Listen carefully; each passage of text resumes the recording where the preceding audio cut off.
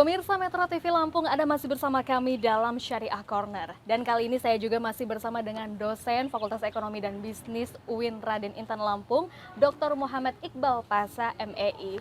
Bapak Yap, Iqbal, mari Mbak Dian, silakan. ya tentunya kita masih mengobrol kali ini ya Yap, tentang saham syariah. Nah tadi kan sempat dikatakan bahwasannya perkembangan dari saham syariah itu masih 4,5% dari saham konvensional. Nah kira-kira apa nih Pak permasalahannya atau hambatannya kenapa masih sebesar itu saja?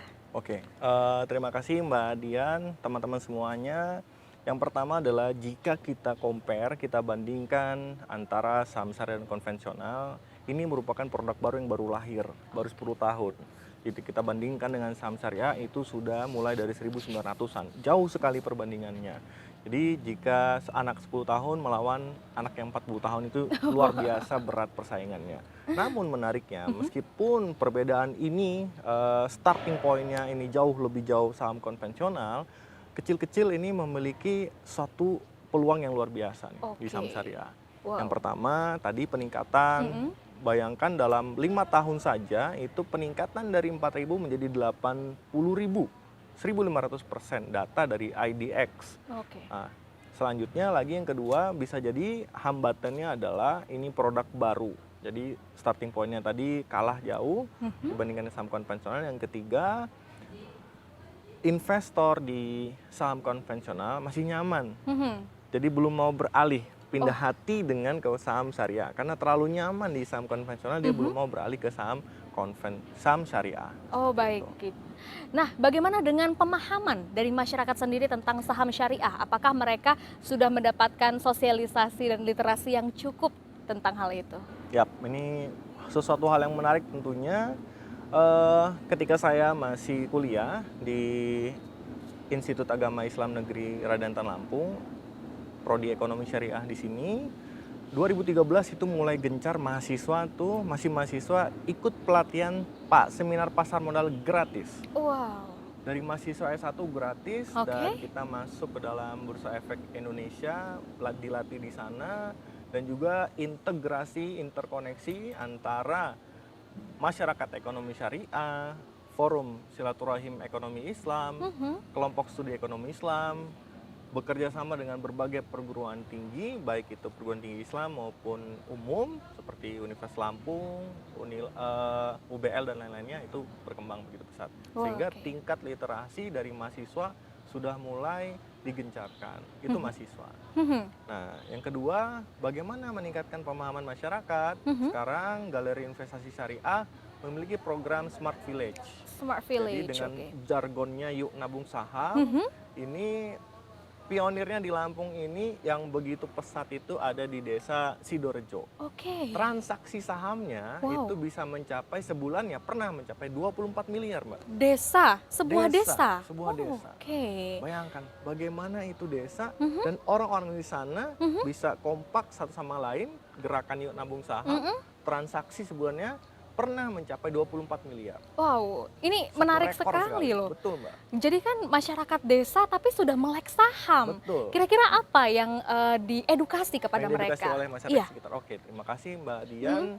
Tentu ini memerlukan perjuangan yang luar Mhm. biasa. Teman-teman dari Galeri Investasi Syariah Provinsi Lampung telah bekerja begitu giat. IDX Lampung juga begitu kompak. Berbagai lapisan masyarakat itu ditelusuri lebih dalam lagi dan sosialisasi tentunya membutuhkan biaya dan itu pun gratis. Oke. Setelah itu diadakan perkumpulan antara perwakilan-perwakilan galeri investasi yang ada di tempat. Misalnya di UIN ada perwakilan, di UNIL ada perwakilan, di Desa Sidoarjo ada perwakilan, dikumpulkan dan disatukan pemahamannya dan dilakukan lagi, di-spare lagi untuk melakukan sosialisasi di Wow. masyarakat sekitar. Jadi memang ini ternyata bisa dilakukan oleh siapapun, bahkan oleh anak-anak muda, kemudian juga masyarakat desa. Ini berarti memang saham syariah itu tidak mengenal batas usia ataupun juga latar belakang. Tapi sebenarnya Pak Iqbal, siapa sasaran utama dalam saham syariah itu sendiri? Sasaran utamanya tentu ketika kita berbicara saham, otomatis harus terpenuhi dulu kebutuhan primernya. Primer, sekunder, tersier. Jadi ketika kebutuhan utamanya sudah terpenuhi, baru dia mulai masuk ke dalam trading saham. Nah, pangsa pasar inilah sekarang sudah mulai berkembang begitu pesat, orang-orang yang memiliki dana lebih, bingung dananya ingin dikemanakan, maka lebih baik daripada menabung di tabungan, kami sarankan menabung di saham. Hmm, Jika memang tidak bisa di saham syariah, bisa juga ke invest ke saham ke bidang sektor real. Nah, oke. ini menariknya jika kita ke saham syariah itu sudah diawasi oleh otoritas jasa keuangan. Hmm. Jika ada sesuatu hal-hal yang bisa merugikan konsumen, itu kita bisa melapor untuk ke perlindungan konsumennya. Jadi aman. Gitu. Jadi itu yang paling kita butuhkan juga ya, Yap, rasa aman, rasa nyaman saat kita berinvestasi tentunya. betul. Nah, kalau kita bicara tentang investasi, tentu kita bicara tentang keuntungan. Yap. Nah, kira-kira Pak, apa sih keuntungan dengan mengikuti saham syariah dibandingkan dengan saham konvensional? Ya, terima kasih Mbak Dian, Sobat Metro TV Lampung dan teman-teman semuanya. Terutama kan dalam bisnis kita akan berbicara untung dan rugi. Di mana untungnya, di mana lebihnya. Kita berbicara fundamental dulu, dua hal yang jelas-jelas berbeda di saham konvensional dan saham syariah. Yang pertama yang tidak ada di konvensional adalah halal dan berkah. Oke.